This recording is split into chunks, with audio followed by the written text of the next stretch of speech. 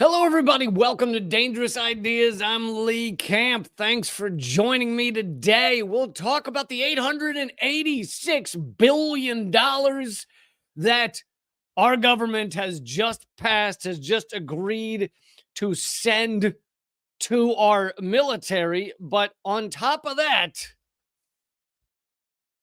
the military has admitted they can't find 63% of all their assets. I'm going to get into that. It is the most insane story, but of course, this is on top of years of our Pentagon being an insane merchant of death and destruction around the world. And that is how the system is designed. It's not an accident. That's how it's designed.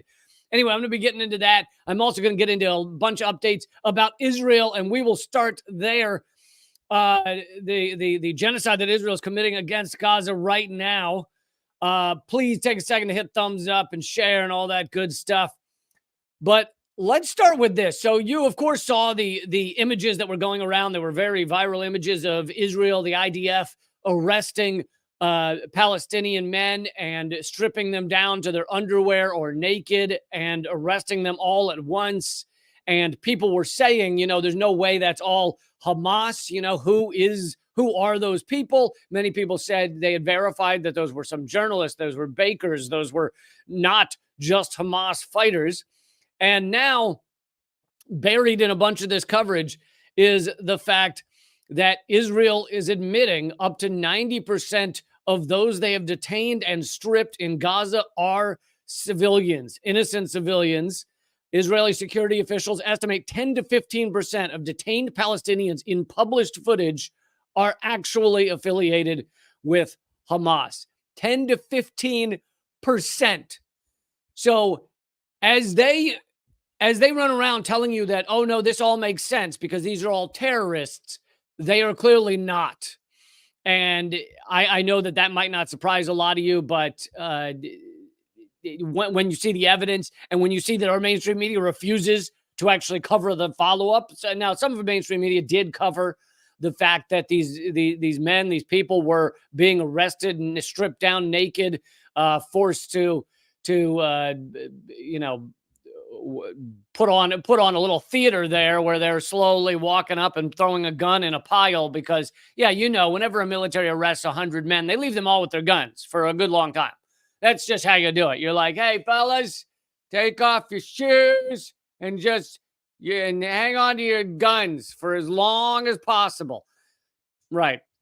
Anyway, we're now seeing that they are admitting that it's 10 to 15% of those people are actually affiliated with Hamas in any way. At the UN, as I covered extensively the other day on this live stream, the U.S. was the only country to veto a ceasefire, a demand for a ceasefire. But now we see the vote from the General Assembly, separate from the Security Council, which is the more powerful arm of the UN, even though the UN is barely powerful at all. But UN members supported a Gaza ceasefire in an overwhelming 153-10 vote. This means by far, most of the world's countries are supporting a ceasefire right now. Only 10 countries could even be pressured by the United States and Israel. And if you take out United States and Israel, you got 8 countries. Only 8 countries could be pressured by the United States and Israel to not support this ceasefire. Let's see. The final vote was 153-10. The Egyptian ambassador said that humanity has prevailed. This resolution must be implemented immediately. The Israeli aggression on Gaza must end. This bloodshed must stop. It just shows how out of step the U.S. and Israel are with the world on this. The world, even countries that are not known for their human rights records, are horrified by this genocide that's ongoing. Something else Israel has begun doing is pumping seawater into the tunnels built by Hamas underneath Gaza. And, so I imagine there are plenty of people that go, well, that sounds fine to me. That doesn't harm anybody. It just clears out the tunnels and that's fine. Well, actually, it can destroy the whole area. I mean, when you fill the entire land of an area, because that seawater is not going to stay in the tunnels, right? It's going to seep throughout the ground of the entire area, and you are salting basically. The people refer to salting the earth, which or salting a farm or something was designed to destroy someone's crops. People would do it when they were trying to destroy an area, destroy a village. They would salt the earth so they couldn't grow anything. Well, that's what this is. It's not just clearing out the tunnels, it's salting the earth. But on top of that, you destroy the infrastructure. I mean, the ground becomes weak if seawater is being pumped in terms of, millions of gallons just throughout the land, throughout this 25-mile by 5-mile piece of land. The buildings are going to be on less stable land. It has huge ramifications, and yet it's barely even being covered. I mean, it's not even being talked about that much, because apparently our mainstream media is largely just fine with genocide. I mean, you'll see some reporting on it, but honestly, if you go and look at what videos CNN has been putting up over the past month, or MSNBC or Fox News or whatever, there's a lot of good pro-Israel propaganda, pro-genocide propaganda. Then there's occasionally an article or a video from the Palestinian or Gazan point of view, but 90% of the videos that are put up from these cable news outlets, etc., are just about nothing. They're about, Donald Trump showed up in court today. Meanwhile, you have tens of thousands being murdered, more explosive tonnage dropped on Gaza than the firebombing of Dresden. More, it's enough to equate to at least 3 Hiroshima atomic bombs now. We're closing in on 20,000 dead, and half of those children. The average percentage of children killed in modern warfare from the bombings is 6 to 8%, which is still horrific. But in Gaza right now, it's like 43, 45%. That's the difference between what's going on in Gaza and what's going on in modern war around the modern war around the world. But so I wanted to bring you this story about Israel's ongoing efforts, not just to obliterate Gaza, which we've talked a lot about that, but ongoing efforts to also go after the West Bank. You all know about settlements, the illegal settlements, which, way predated October 7th, right? They've been going on for years and years and years, all the way back to the first Nakba. And the idea of the settlements is, it's similar to what the United States did in committing genocide against the native population across America. There were occasionally battles between the two, but a lot of it was just, we're going to go and we're going to put settlements in the middle of your land, and we're slowly going to push you out. And the U.S., did this over a couple hundred years. And they incentivized people to go running out to what they called the frontier and, live out there. And, one of the stories I know about it is in Oklahoma, in that area of the country where people were told they could have free plots of land if they went out there. And so everyone got ready to run out to Oklahoma area, that part of the country, and claim their land, claim their lot. Of course, ignoring that there were native peoples already living there. And, one of the term that it was used for people that jumped the gun, that ran out there and grabbed a lot before they were supposedly allowed to, was Sooners. You were a Sooner if you ran out there. And now, to this day, the University of Oklahoma, where my brother went, they're the Oklahoma Sooners. So, settler colonialism is not a new tactic. Anyway, you guys know that part. Israel's been doing this. They send the IDF in, and they just force out the people that live there. If they don't arrest them, if they don't kill them, they force them out. And they put in more and more settlements and slowly destroy the West Bank and kick out the Palestinians. It's a form of ethnic cleansing. And until October 7th, there were a couple of things that made it take a little longer. For example, in Gaza, they're just committing full-on genocide. It's just, let's see how many people we can kill. They're trying to kill as many with disease as bombs. So just full-on genocide. And they've said outwardly that they want to kick every Gazan out of Gaza and push them, the survivors, into Egypt and surrounding countries. So that's one way they've sped up the stealing of this land. But in the West Bank, obviously there's been a lot of imprisonment, stealing more hostages. Israel, these are old numbers, but they pre-October 7th, Israel had 5,000 hostages, 5,000 political prisoners, many of them children. Post-October 7th, in the weeks that followed, they kidnapped another 5,000 people. So they had 10,000 political prisoners, hostages. Now that's much higher. I don't know the accurate number for right now, but thousands of those have come from the West Bank, not just Gaza. They've been grabbing people in the West Bank and imprisoning them. And anyway, the other thing that slowed down some of this settler colonial process, which is illegal under international law, illegal according to the UN, some of what slowed it down is the Israeli government had a process of like 5 steps to slow down not to slow it down, but to just make sure it was legitimate, to make sure they could pull it off, to make sure that, various steps to allow for new settlements. They, before October 7th, this past summer, reduced that to 1 step. One minister signed off on any settlement. All you had to do is request a settlement, sign it off, and we're talking hundreds of settlements.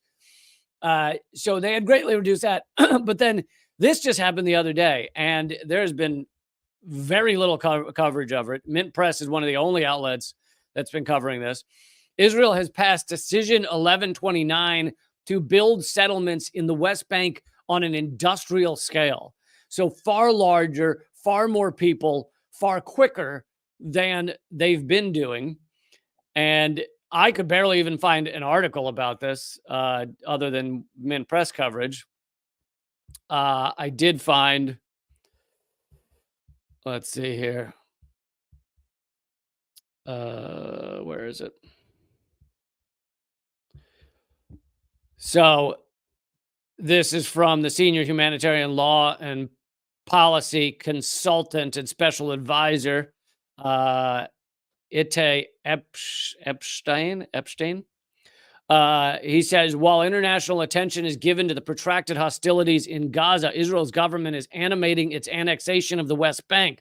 Government Decision 1129 equates the, quote, authority and criteria for industrialized construction in Judea and Samaria settlements with metropolitan Israel.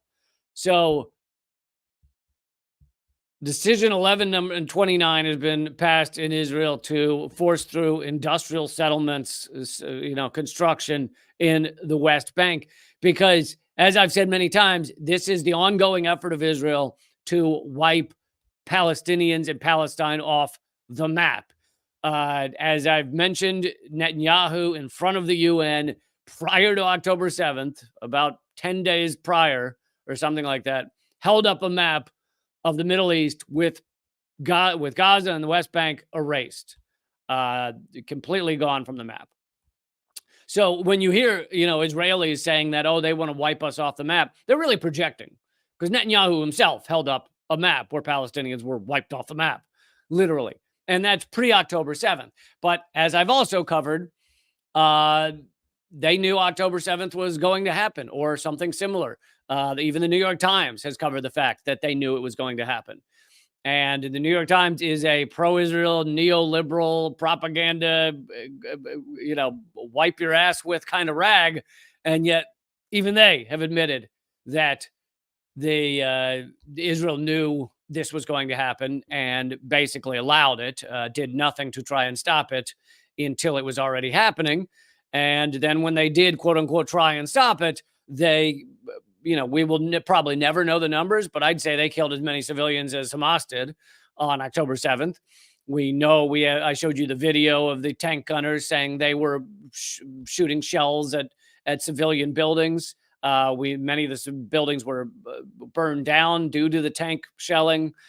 We know that the Nova music festival. IDF helicopters shot down on to people at the festival. We know that Israel is shredding, by their own words, shredding and burying all of the shot up and burned vehicles to basically get rid of all of the evidence of what happened.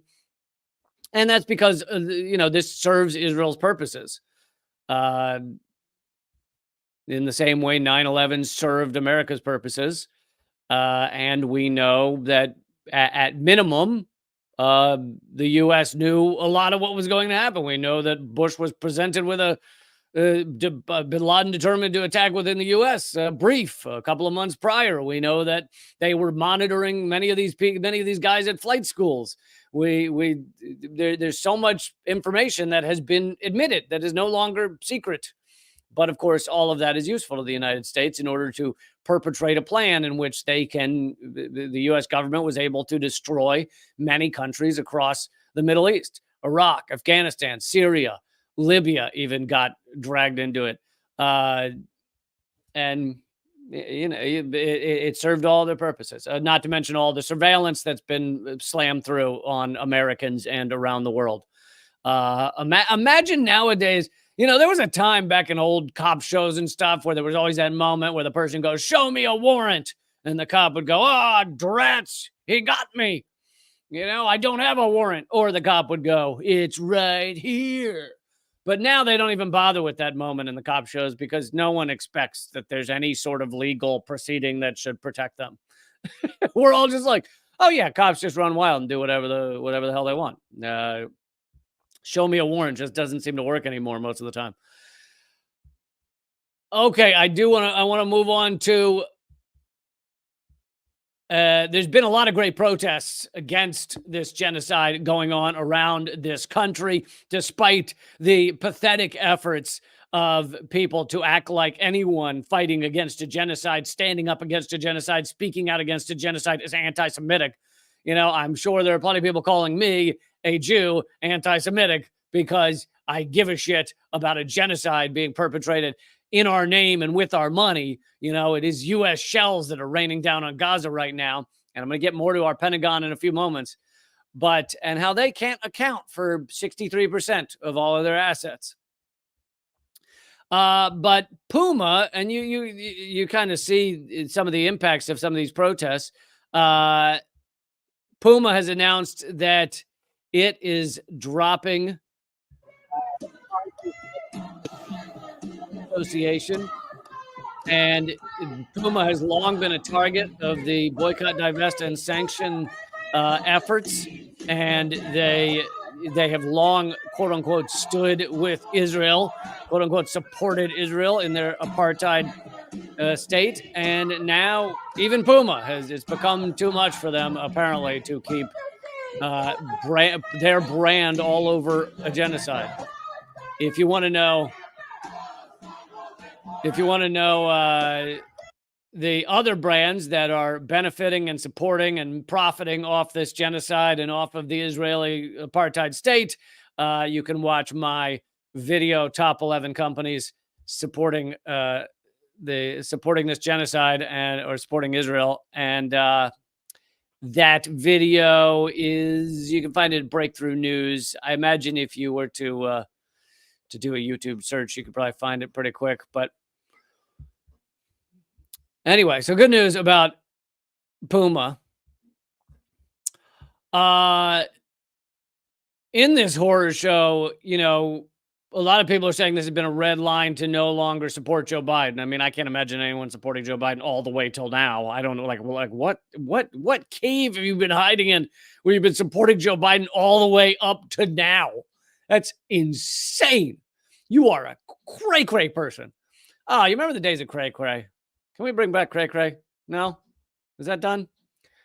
I mean, I know it's done, but, let's go back to cray-cray. Some people are saying there's a red line. And most people who have, two brain cells to rub together to mix my expressions know that Donald Trump would be no better, right? Donald Trump is terrible on Israel. So, quote unquote, supports Israel at every turn. He did something that even Obama and the others were not willing to do, acknowledging Jerusalem as the capital of Israel, and or moving the embassy. What he moved the U.S. embassy to Jerusalem, and neither of them are. I mean, the two corporate parties are the same on almost everything. This is a duopoly. It is ruled by the anonymous corporate state in a system that is designed to create destruction around the world. And quick tangent here. When I say designed to create destruction around the world, you may go, oh, that's an exaggeration. It's not really designed to create destruction around the world. But in a capitalist system, in a market economy system, the only way that you really achieve massive growth and massive quote unquote success and massive wealth is by exploitation and imprisonment and just theft. It's exploitation and theft. And if you look at the success of the United States based on our unfettered capitalist system, it is exploitation and theft. Exploitation, stealing, and extracting the resources from around the world. That is what has led to our so-called success. And of course, it's killing the planet in the process. But so it is by design a system of exploitation and theft. And many of you hopefully understand that wage slavery is exactly that. I'm not saying it's not wonderful if you have a job you enjoy, but most people do not. Most people are working to survive in a world that is a post-scarcity world. There is no reason that we need everyone to slave away, to give their entire existence. And as far as I'm concerned, you only get one of those. I'm one of those cray people to say you only get one existence and you spend like most of it slaving away at a job you hate to be able to afford some freedom on the weekends, if you're lucky. Then there's people that work on weekends. But if you do love your job, that's great. But you're the exception that proves the rule. And, I love my job, but I understand that this is still how the system works. It is about slavery in order to facilitate the rich getting richer, the poor getting poorer, and it's designed around extraction and exploitation and theft. Okay, so that was a big side note, but that was a side note to get to this. If your options for president today were Joe Biden, Donald Trump, and a rock that I found on the ground, what would you choose? And I have done that poll yet again over on my Twitter. And the answer is a literal rock I found is winning 59% of the vote. And actually, I give a fourth option, which is other. So I did allow people the other option. So it's Joe Biden, Donald Trump, literal rock, or other. And literal rock is winning with 59% of the vote. Other is second place, 22%. Donald Trump, 14.4%. Joe Biden, 4%. And I am running a rock for president. For those of you new to my show, haven't heard my stuff before, it is yardrock2024.com. We've 50% of all the merch proceeds over there, yardrock2024.com, go to eliminate medical debt for struggling people across the United States. And we have already eliminated $70,000 of medical debt because a tiny donation via RIP medical debt multiplies the amount that's deleted. The amount of medical debt that's deleted. So anyway, just thought I'd throw that in there. Yard Rock's still kicking ass in that poll. Now, there are others candidates. I am proud and excited to say I have had all three of them on this show for you to hear from them. Jill Stein, Cornel West, and Claudia de la Cruz, who say free Palestine. There are three candidates who are all saying free Palestine, who are all at minimum heavily critical of capitalism. And so I think that's great. I think that's awesome. And I have had all three of them on this show. So I am not pretending they don't exist. I am certainly acknowledging and letting you make the choice you want to make. Okay, so let's get to the key topic here, which is the fact that our military has now said they can't account for 2/3 of everything they have. The largest military the world has ever seen. Real quick, before I dig into that, please make sure you hit thumbs up and subscribe and follow in a few minutes. Not yet, but in a few minutes, I'll be going to just rumble.com/Lee Camp as well as my locals page. But please make sure if you're watching right now, hit the thumbs up. What do you have to lose? Takes you 2 seconds. Hit the thumbs up, hit the share, hit the subscribe. Please, I'm incredibly suppressed. I am the most censored comedian in America. And it takes you guys. If you guys want to see this show continue and succeed, it's up to you.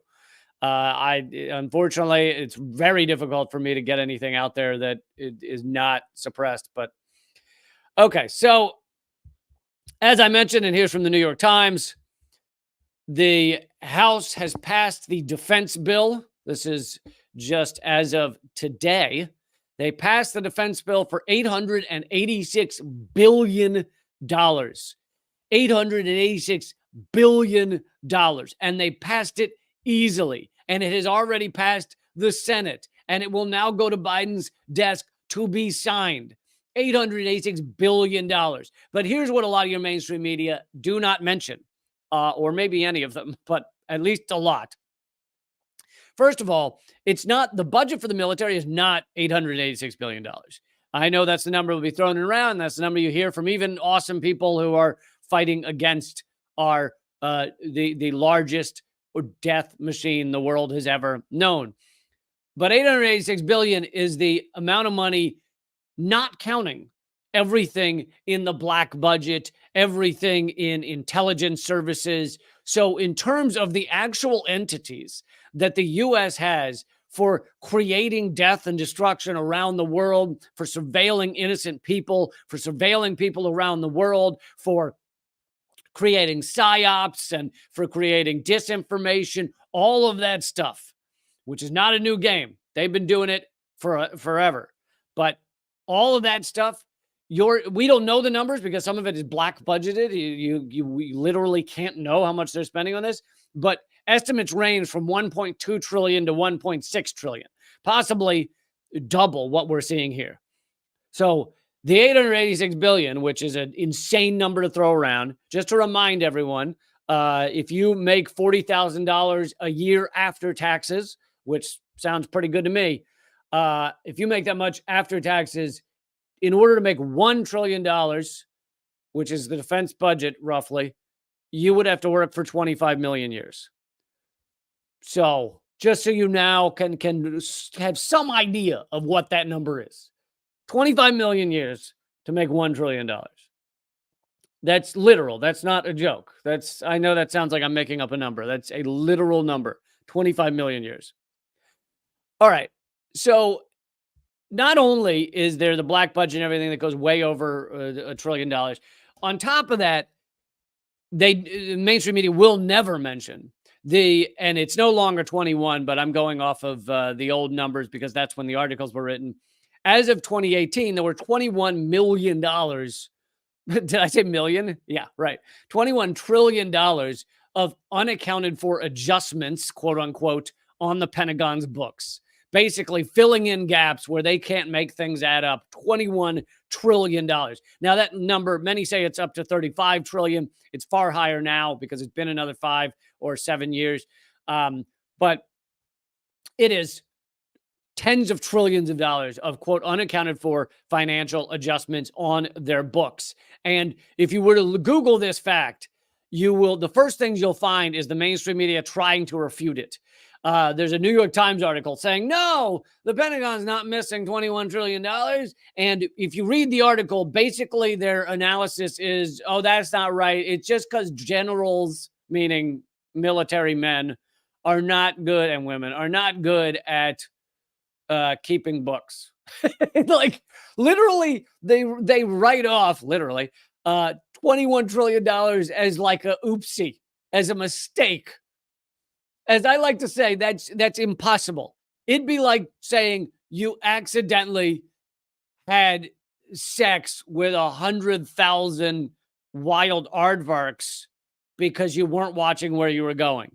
You cannot accidentally do that much. Sure, one or two, absolutely. You can end up stooping a couple of aardvarks because you weren't looking where you were going. But when it gets to 100,000, there's a game plan there, okay? I'm sorry. There's a game plan. Okay, so that was just to go over some of the numbers there of what was just passed by our government, the hundreds of billions being thrown around. So now here is from the Pentagon. I want to repeat. This is their own saying. This is not me. This is not me digging through some other books and going, I think they're missing things. This is the Pentagon saying this.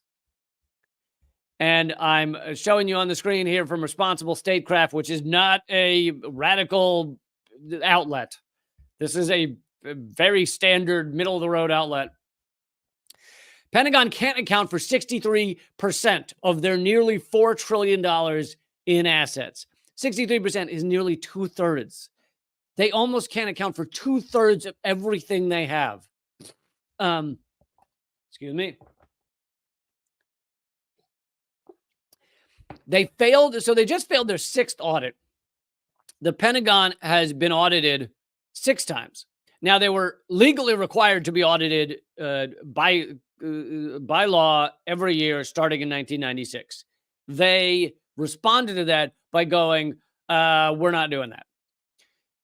So that went on for years. Every year they come around and they go, hey, you're legally required to be audited. And they'd go, yeah, about that. No. Also, we have all the guns. Did I mention that? Yeah. So we're not doing the auditing thing and we have all the guns. So just so you know. And that was how it went year after year after year after year after year. Eventually, starting 7 years ago, the Congress finally forced them to actually audit themselves. Every time they audit themselves, it takes costs millions of dollars, and over 1,000 auditors going through the Pentagon's books, going through what's going on there, going through talking to personnel, all of that. And it takes about a year. And they just did it for the 6th time. And for the 6th time, they said, we have no idea. Literally, they walk out. They have a little press conference that most people ignore. And they usually say it on a Friday night when no one's paying attention. They walk out and they go, yeah, so about that audit, we failed it. We failed the audit. Good night. And literally, that's all it is. The Pentagon, from the article, failed their 6th audit in a row, and failed is putting it generously. The department actually received a disclaimer of opinion. Boy, if that's a euphemism. According to the Government Accountability Office, that means auditors were unable to obtain sufficient appropriate evidence to provide a basis for an audit opinion.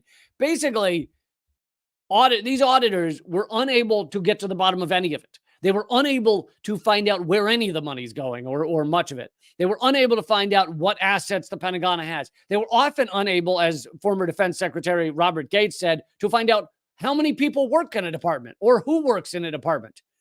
They were unable to find out all these things. Part of it because the Pentagon legit doesn't know. Like they have their head up their ass as much as anyone, and they're stealing, they and the weapons contractors are stealing trillions of dollars. So there's no incentive for them to get to the bottom of it. If they get to the bottom of it, someone might cut off the spigot. So they don't want to get to the bottom of it. But on top of that, there's also, and I'll show you this article real quick, which I covered yesterday, a massive secret U.S. Army. Sorry, I just showed the wrong one. There's a massive secret U.S. Army that Newsweek did a big, extensive report on back in 2021. And that secret army, and that's the Pentagon. It's not CIA. This is just Pentagon. That secret army has 60,000 people in it. So chances are, and all of them have fake identities, and we don't know what they're doing, and we don't know what money's going into that. And so part of these trillions is probably going to that secret military that no one ever talks about. Okay, so back to the audit that just happened, where they said they couldn't figure out anything. Continuing from the article, one major reason the Pentagon keeps failing audits is because it can't keep track of its property. Last year, the Pentagon couldn't properly account for a whopping 61% of its $3.5 trillion in assets. That figure increased this year, with the department insufficiently documenting 63% of its now $3.8 trillion in assets, almost $4 trillion. So now they're closing in on not being able to account for 2/3 of everything they own. Now, you might be wondering about that terminology. Why do you use this terminology, can't account for, as opposed to can't find? Well, much of it means that, or a certain percentage of it means that someone has it somewhere. Like, for example, and I'll actually get to this more in a moment, Lockheed Martin has a bunch of replacement parts, but they're not going to tell the Pentagon. They don't tell the Pentagon they have them all. And so they just ignore the Pentagon's requests for, do you have these things? And so people don't know. So it doesn't mean that someone connected to the Pentagon doesn't still have these bombs and missiles and parts for the F-35. Some of them they do still have, but they don't know where they are. So essentially, to me, it is still can't find. Now, if I were to keep saying they can't find these things, some people would correct me and go, no, they can't account for them. It's different. That's different than can't find. But really, it's not. Because if Lockheed Martin has the parts to the F-35 and they're not telling the Pentagon that they have them or where they are or whatever, the Pentagon can't use them. So what's the goddamn difference? If they lost them in a field or Lockheed Martin has them, it doesn't make any difference. The terminology actually doesn't, even though there would be those who would correct you and say, no, it can't account for. It's not can't find. But it doesn't freaking matter. It's the same. The end result is the same. They can't use them. And it's just money being dumped into this machine. And as I've mentioned many times before, the Pentagon is a giant, and it's actually the largest one in the world, money laundering machine. It is the largest money laundering machine in the world. And we dump trillions into it. A lot of those trillions go to weapons contractors, war profiteers, these people who literally will blow up children in order to get a bigger mansion so that they can pad their wallets and buy a second or third yacht. I love, it's so naive and quaint of me to go second yacht. Sorry, buy their 15th yacht. This is a massive money laundering machine. And that's why really no one wants to get to the bottom of it. Even the people in the Pentagon who are not, maybe many of them, I don't know how much your average, top level person in the Pentagon makes. I'm sure they're doing fine. But they're not making the amount that a Lockheed exec is getting, so they're, Lockheed might get I don't know, millions a year, and a higher up at the Pentagon's getting hundreds of thousands or whatever. But the reason they also don't want to get to the bottom of it is because at minimum, it makes them look bad. It makes them look awful. Well, yeah, we don't know what's going on in our own departments. We don't know where the parts are. We don't know who's doing what. We don't even know who works here. I've said this many times. If you don't have a job, just show up to the Pentagon and say you work there, because apparently they can't prove you don't, because they're very not good at that. I'm sure you'd have to have some sort of badge, but if you had a counterfeit badge, I don't know that they could prove you don't work there. Like, you could just walk into an office and sit in a chair, and they'd probably be like, "Who are you?" And you're like, "I work here now," and they're like, "All right." Okay, I'm going to keep going to the story. There's so many more details to this story, and I have stories after that as well, but it's all going to continue at rumble.com/Lee Camp, as well as my locals page. And just for today and a few days, I'm going to also keep it going on my Twitter Spaces. So if you're listening over there, this will keep going. But for everybody on the live stream video, join me at rumble.com/Lee Camp. It is free to watch there. Rumble.com/Lee Camp, free to watch there. Should I repeat that? Rumble.com/Lee Camp. Free to watch there. LEECAMP, rumble.com/Lee Camp. Free to watch there. Okay, but we will continue. Just let me fix some of these things. And if you're at your end of the year giving time and you want to become a member, it is a whopping 38 cents an episode. $6 a month. Become a member.